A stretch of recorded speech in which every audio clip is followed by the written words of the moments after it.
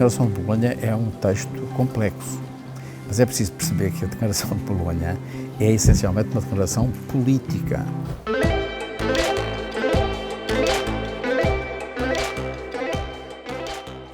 A Declaração de Bolonha é um marco importante na história das universidades europeias. No fundo, o processo está baseado, até vamos um bocadinho atrás, se formos cerca de um ano atrás, em 98, há um momento importante, que é um texto, um artigo escrito pelo Jacques Attali, escreve no Monde um artigo em que preconizava uma determinada estrutura para o ensino superior em França e que o alargava em certa medida à Europa. E esse é, digamos, um momento importante. O segundo momento importante, para tentar responder à sua pergunta, é a declaração da Sorbonne, quando há a grande festa do aniversário da Sorbonne.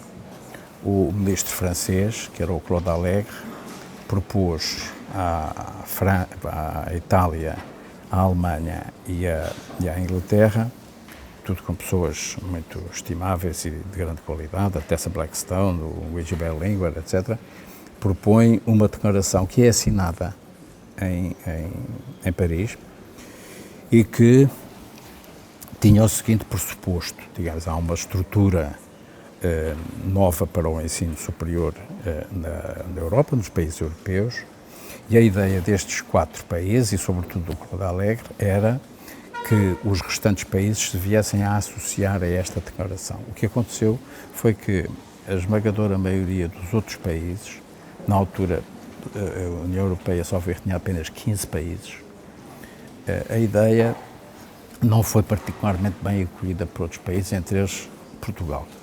Eu não estive muito de acordo com isso, porque me pareceu que era uma forma de criar uma espécie de um diretório, e a Europa não precisa de diretórios, a Europa precisa de convergência entre os países que a integram, a União Europeia, que integram a União Europeia.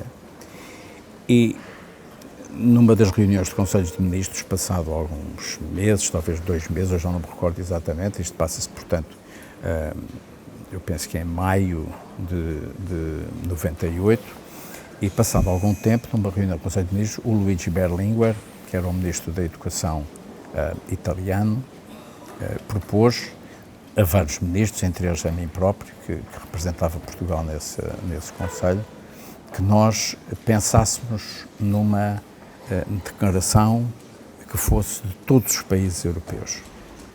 E começou-se a trabalhar a partir desse momento. E, portanto, esse é outro momento importante. Mas há um momento importante, que é um estudo técnico que foi feito por um especialista francês que nós contratámos, chamado Guy Hug, que fez um relatório depois de ter visitado vários países. Não visitou todos os países, visitou alguns. Esteve aqui connosco, comigo, aqui em Lisboa. Ouviu-me a mim, ouviu o professor Pedro Murti, que era o diretor-geral do ensino superior, ouviu o secretário de Estado do ensino superior da altura, que era o professor Jorge Silva, falou com reitores, etc. E produziu um trabalho muito interessante que apontava para a declaração, para uma declaração conjunta. E depois trabalhou-se na declaração. O texto não foi fácil. A Declaração de Bolonha é um texto complexo. Mas é preciso perceber que a Declaração de Bolonha é essencialmente uma declaração política, que tinha como objetivos essenciais o quê? Era ser um promotor da mobilidade dos estudantes, ser um instrumento de comparabilidade entre os vários sistemas e também de possibilidade de avaliação comum dos vários países, dos sistemas existentes nos vários países. E, portanto, o documento foi muito bem tratado, palavra a palavra, ainda na véspera da aprovação, da assinatura do documento. Houve variadíssimas reuniões, pela noite fora, inclusivamente, em que nós tínhamos uma pessoa responsável, que era o professor Pedro Murti, que foi quem comandou, digamos, a equipa técnica que negociou os termos da declaração e no dia 19 de junho assinou-se essa declaração que, como eu dizia no início da sua pergunta, onde a resposta à sua pergunta marca muito o ensino superior. Há, digamos, um ensino superior europeu antes e depois da Declaração de Bolonha.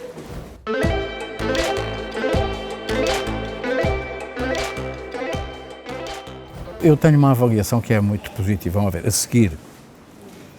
seguir a Bolonha, portanto, depois de 99, a situação foi mais ou menos esta. Houve alguma perplexidade em alguns países, porque a declaração parecia, e sobretudo houve algumas tentativas nesse sentido, de dizer que os cursos tinham que ter 3 anos. Os cursos não têm que ter 3 anos. O que a declaração diz é que o primeiro ciclo deve ter 3 anos e deve ter preparar para as pessoas entrarem na vida ativa. É a única coisa que diz. E não diz mais nada sobre a extensão dos cursos, nem sobre a extensão dos mestrados, nem dos doutoramentos, nada disso está definido. Curiosamente, como eu há bocadinho referia, tinha havido o trabalho do Jacques Attali, e o Jacques Attali apontava para o 3 mais 2 mais 5. 3 mais 2 mais 3, portanto, os 3 para um primeiro grau, um segundo para o e depois mais 3 nas pós-graduações. E isso estabeleceu alguma confusão na cabeça de algumas pessoas, que eu lembro-me, por exemplo, que numa conferência que houve em Roskilde, talvez em 2000 ou 2001, já não me recordo, havia alguma perplexidade à volta da mesa, porque alguns dos senhores reitores estavam muito preocupados porque não conseguiam meter um curso de medicina em 3 anos. Bom, e a declaração não queria nada disso. A declaração era uma declaração política e cada país entenderia e assumiria as posições que entendesse. Depois houve ali, portanto, eu diria talvez 2 ou 3 anos em que os países tiveram uma certa hesitação na forma de avançar eu não diria com o cumprimento, com a tradução dos princípios estabelecidos na declaração para a vida cotidiana em termos de legislação, funcionamento das instituições, funcionamento dos cursos, extensão dos cursos, etc. A partir do momento em que os países realizaram que era muito importante ter cumprir com estes princípios no sentido de aumentar a mobilidade e a comparabilidade e a própria avaliação, os países começaram a implantar ou a implementar determinado tipo de decisões em relação à estrutura dos cursos. As universidades perceberam muito bem isso.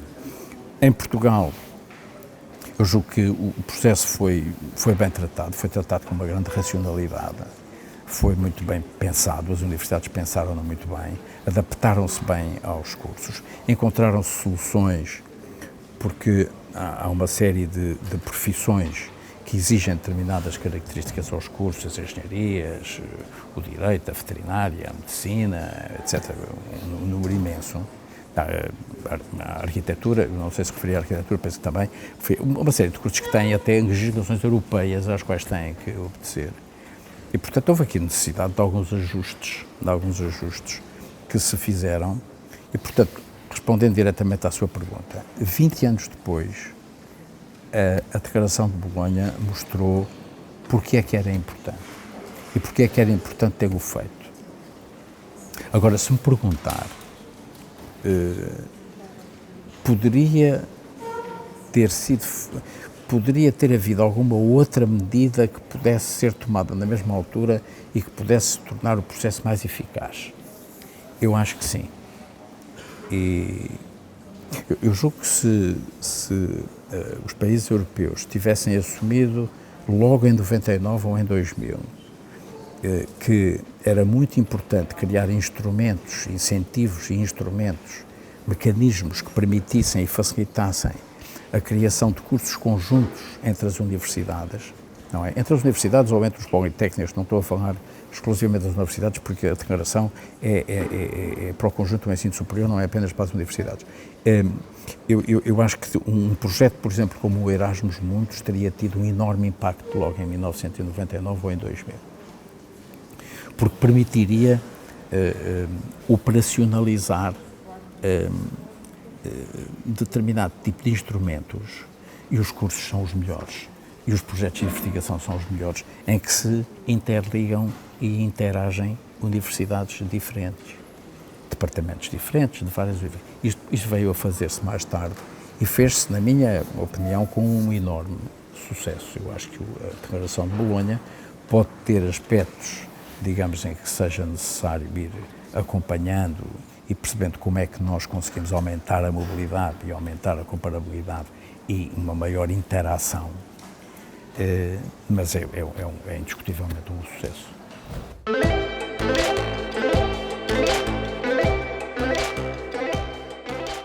Eu acho que mudou e está a mudar.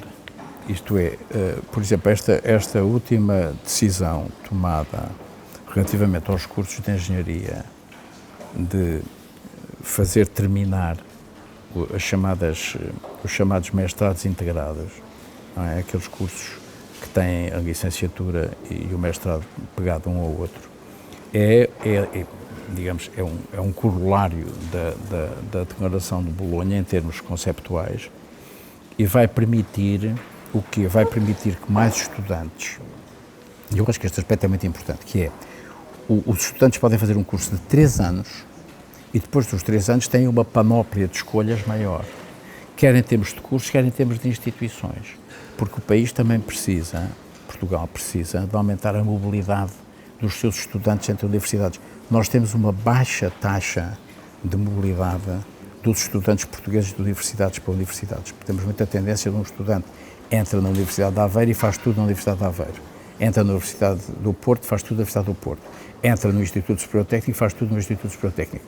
O desejável, na minha opinião, e eu sou favorável a isso, é que depois dos 3 anos o estudante tenha uma possibilidade de escolha grande, porque as universidades as várias faculdades, as várias universidades, vão tendo maiores capacidades em determinadas áreas.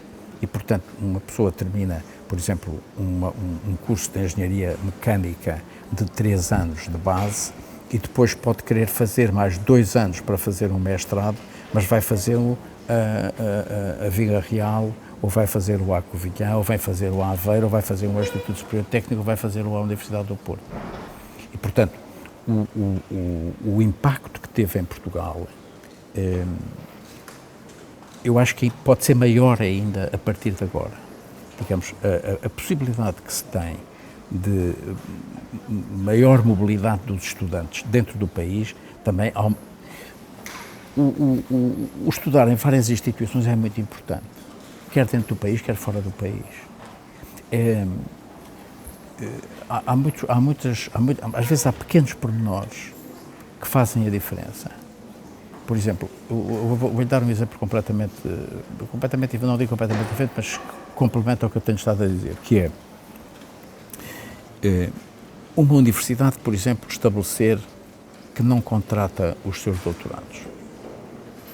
Não contrata os seus doutorados. Isto é, acabar um bocadinho com alguma, eu não vou-lhe chamar endogamia, mas há um bocadinho uma certa autoalimentação com os doutorados que se formam no próprio departamento. Os doutorados devem ir para outras escolas. Devemos ter a possibilidade de ir para outras escolas, ver outros mundos, ter outra forma de encarar os problemas, ter contacto com instituições que têm organizações diferentes, que publicam de uma forma diferente, que têm sistemas de validação e de avaliação internos diferentes. Isso é muito enriquecedor para a vida das pessoas. O mesmo se passa com os cursos entre as licenciaturas, os mestrados e os doutoramentos. Eu julgo que Portugal progrediu muito no ensino superior. Não se pode comparar o que era o tempo. Eu vou-lhe só dar um exemplo relativamente à diferença que há entre os anos 70 e hoje. Eu, quando me doutorei no técnico, eu doutorei-me em 1973, e em 73 no técnico havia entre 30 e 35 doutorados e professores. O técnico hoje tem praticamente 1000 doutorados. São instituições completamente diferentes. A Universidade de Aveiro em 73 não existia, foi criada em 73. A Universidade de Aveiro hoje é uma grande universidade, é uma das melhores universidades criadas em toda a Europa nos últimos 50 anos. Portanto, o sistema de ensino superior português hoje é heterogéneo, não é? Temos que perceber que é heterogéneo. Há coisas melhores que outras nas universidades portuguesas, mas o nível médio da universidade portuguesa e os tops da universidade portuguesa competem com qualquer universidade europeia, sem nenhuma dificuldade. Isto era impossível há 40 anos atrás. A Declaração de Bolonha tem 20 anos. Bolonha abriu. Bolonha, digamos, fez... não se pode dizer que não fragmentou. Bolonha não fragmentou. Aumentou foi a diversidade. E a diversidade é muito importante. A diversidade é uma das... Eu diria que a diversidade é talvez um dos aspectos mais importantes na formação. É nós assumirmos que é possível atingir os mesmos objetivos com métodos diferentes e com formas diferentes de trabalhar.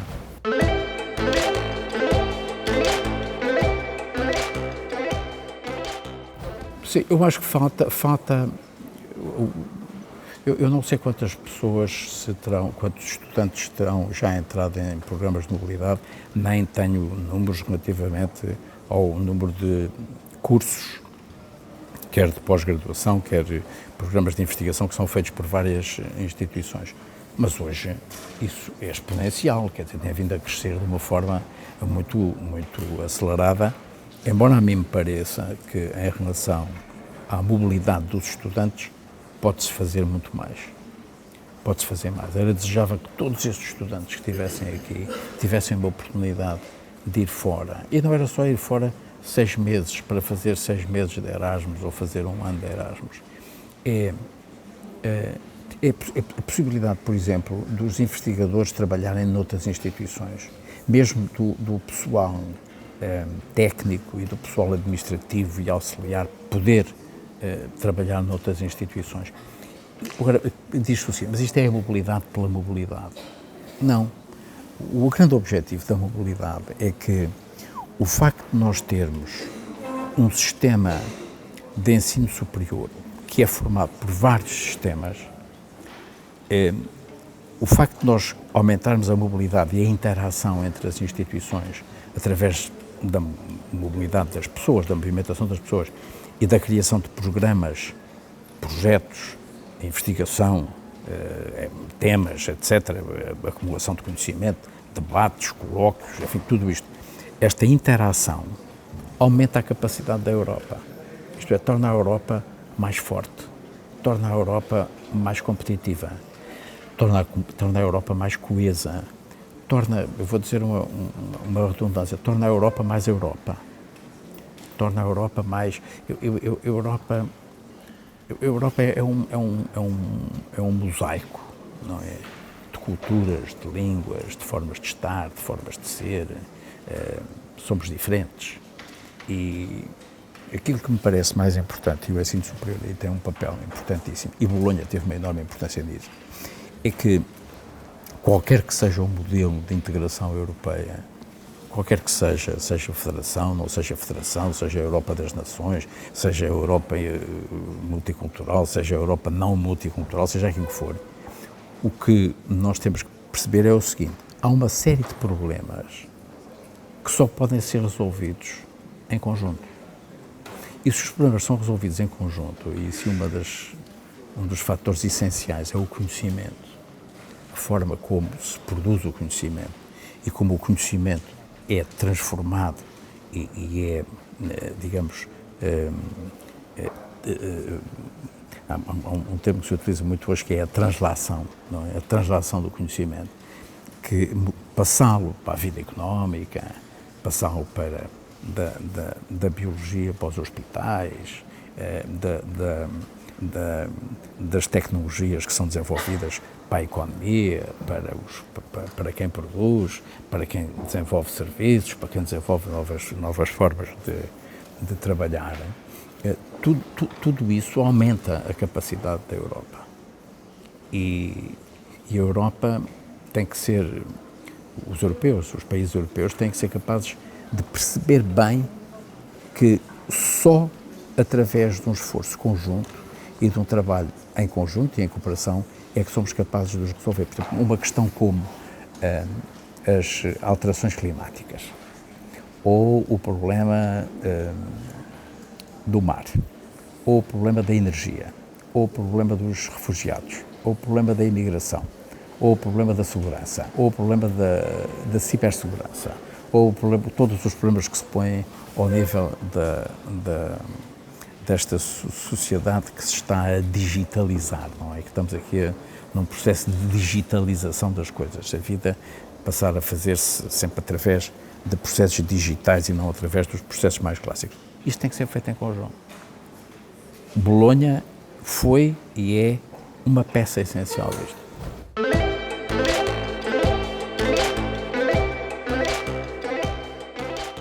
O Espaço Europeu de Ensino Superior é um corolário disto, não é? Porque o Espaço Europeu de Ensino Superior, o que é?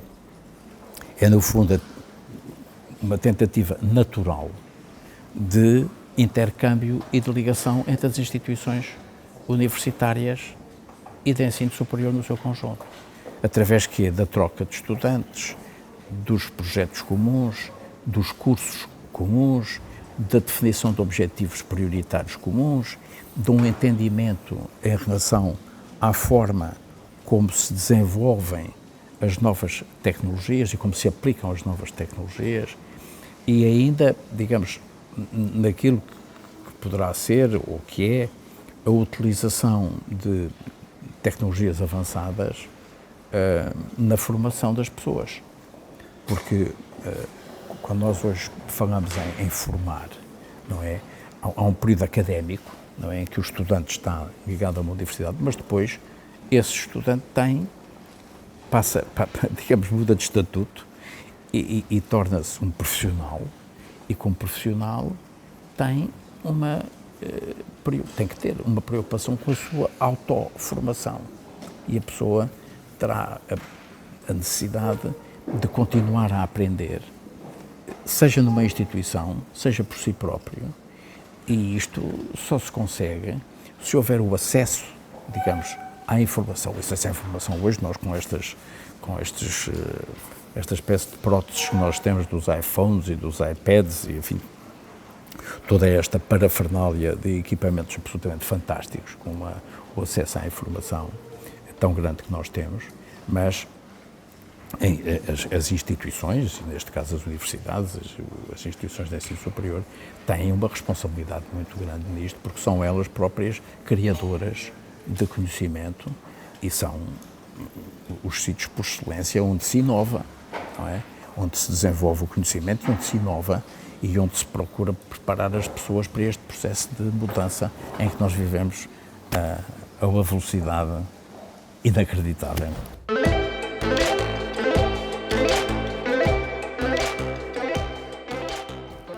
Vamos lá ver. Eu acho que temos muitos desafios muito complexos pela frente. Muitos desafios, uns em que nós percebemos quais podem ser as soluções. Há outros em que temos pela frente uma enorme imprevisibilidade. E, portanto, um dos problemas que nós temos hoje, relativamente ao futuro, é que o futuro é muito imprevisível e, em face dessa imprevisibilidade, é preciso perceber que tipo de formação é que nós damos hoje nas escolas. Seja nas escolas secundárias, seja nos politécnicos, seja nas universidades, seja a que nível for. E a minha ideia é que nós precisamos de ter gente que tenha uma base de conhecimentos muito grande, que tenha atitudes e comportamentos que os levem a ser proativos, pessoas responsáveis, pessoas com iniciativa, inovadores, capazes de lidar com a mudança, saberem trabalhar em grupo, que que independentemente, nunca são apenas reativos, não é? São pessoas que querem dar o seu contributo. E depois a questão dos valores.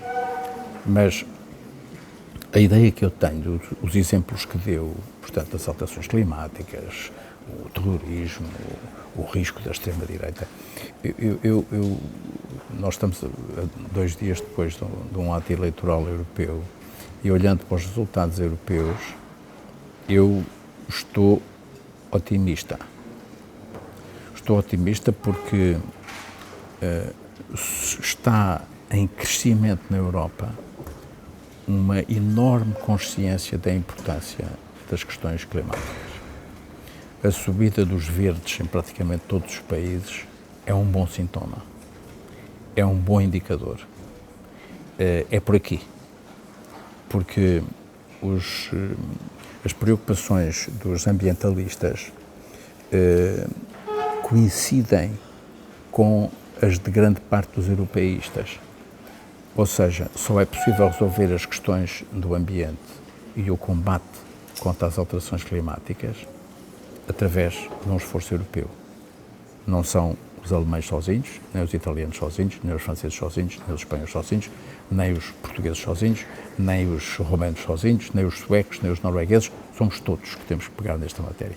Até nas questões climáticas, até isto é mais vasto do que isso. Não é só a Europa que tem que tratar disso. Mas a Europa não pode tratar disto de uma forma, digamos, segmentada. A questão do terrorismo é a mesma coisa. A questão da cibersegurança é exatamente a mesma coisa. As questões relativas, por exemplo, ao combate aos offshore, só pode ser feito em conjunto, não pode ser feito num país apenas. Porque há aqui, eu estou de acordo consigo, é um conjunto de problemas muito complexos. A extrema-direita, curiosamente, tem aqui 2 ou 3 picos, não é? Mas não teve, nas eleições de anteontem, a expressão que se receava. Receava-se um avanço muito maior. Ela foi contida e, sobretudo, eu, pessoalmente, estou convencido daquilo que tenho visto, que a extrema-direita não vai ter tantas condições para progredir quanto aquilo que se imaginava. A extrema-direita, há países, na Áustria, por exemplo, este desastre que teve a extrema-direita, na Holanda, os populistas em Itália. É preciso perceber que, por exemplo, o 5 Estrelas ganhou as últimas eleições legislativas. Nestas eleições ficou em 3º lugar. O Partido Democrata ficou à frente do 5 Estrelas. É evidente que pode dizer, bem, o Salvini com a Liga Norte teve 30% dos votos. É verdade, mas eu também não sei se o Salvini vai durar muito tempo. Estou otimista.